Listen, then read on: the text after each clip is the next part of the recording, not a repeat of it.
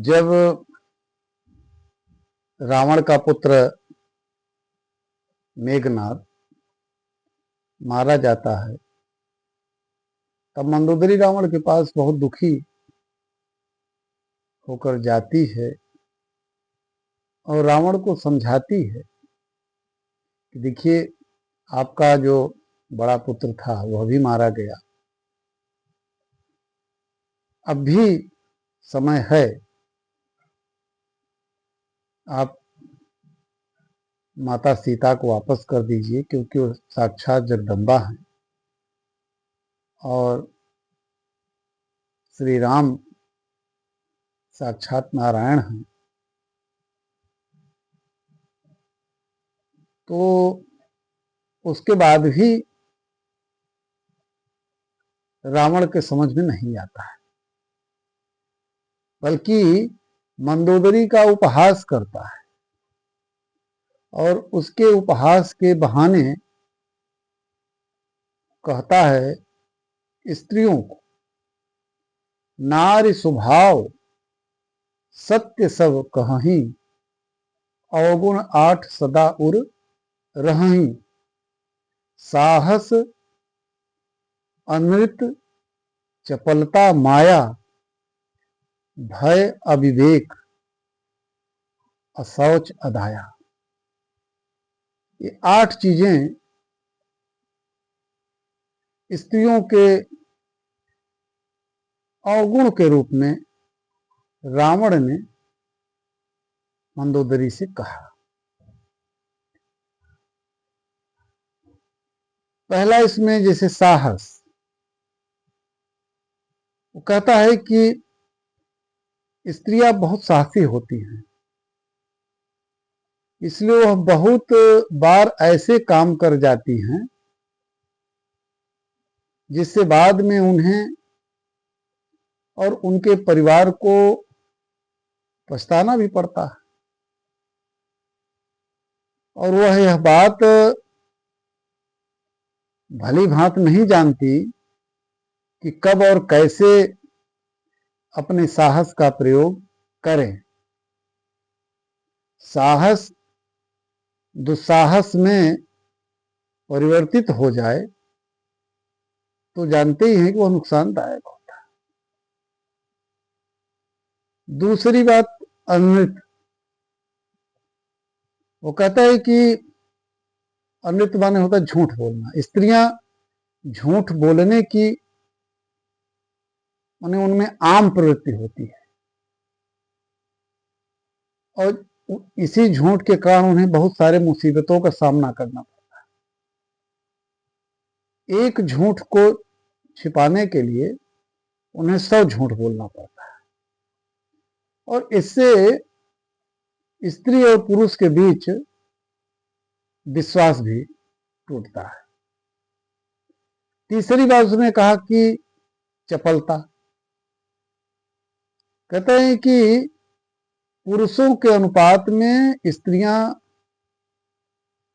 चंचल स्वभाव की होती हैं, माने अस्थिरता होती है उनमें, कभी स्थिर नहीं रहती, कभी कुछ कहेंगी कभी कुछ करेंगी।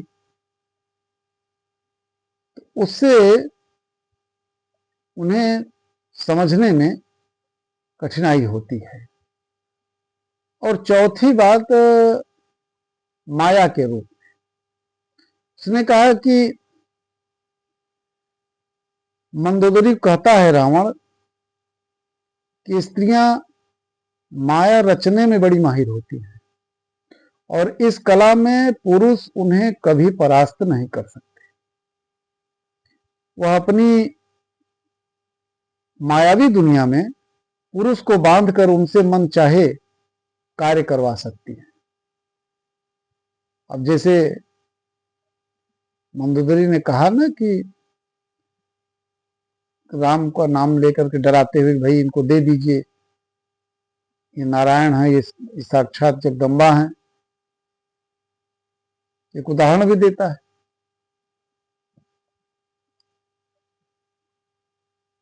और चौथा यानी जो पांचवा, भय। स्त्रियों का बाहरी आवरण बहुत पराक्रमी होता है, लेकिन भीतर से वह बहुत डरपोक होती है। इसलिए बहुत बार वह बनते काम भी बिगाड़ देती है। छठवीं बात, रावण कहता है कि स्त्रियों में अविवेक होता है। उनमें यह ज्ञान नहीं होता है कि कब, कैसे, कहां और किस तरह का कब निर्णय लेना चाहिए। इसलिए उनमें अविवेक कूट कूट कर भरा होता है।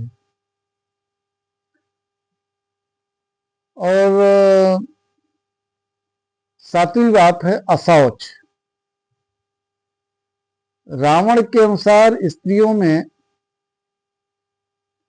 साफ सफाई का अभाव होता है।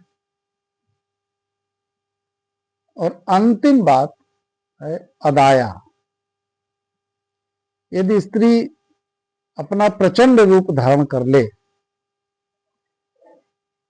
तो वह कभी भी उसमें कोमलता नहीं दिखाई देती, उसमें कहीं कोई दया नहीं रह जाती, अर्थात वह कुछ भी कर सकती है।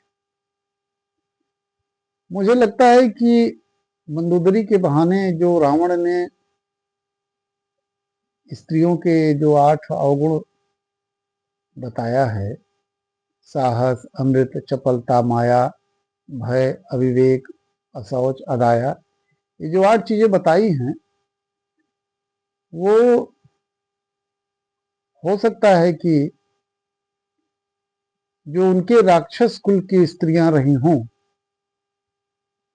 उनके बारे में ही कहा हो। क्योंकि जैसे उसकी बहन स्वयं शूर्पणखा, शूर्पणखा का तो था न कि साहसी भी थी, और भगवान श्री राम से झूठ भी बोली, साहस की, भाई भगवान के पास तो गई, डरी भी नहीं कुछ, और गई तो उनसे झूठ भी बोली कि मैं तो अविवाहित हूं, जबकि वो विवाहित थी। और चंचल स्वभाव की थी ही, मायावी थी ही। बाहर से तो बहुत पराक्रमी लग रही थी, लेकिन वैसे जब देखी तो डर के भागी, जैसे नाक कटाए और सारी चीजें, तो भागी। और उसमें अविवेक भी है और अशौच भी है और अदाया भी है। ये सारे गुण हमको शूर्पणखा में देखने को मिलते हैं। इसलिए मुझे लगता है कि रावण ने उसके कुल में और उसके समय में जो राक्षसों की स्त्रियां थीं, उन सब को लेकर के मंदोदरी से इस प्रकार से बातें की। जय श्री राम।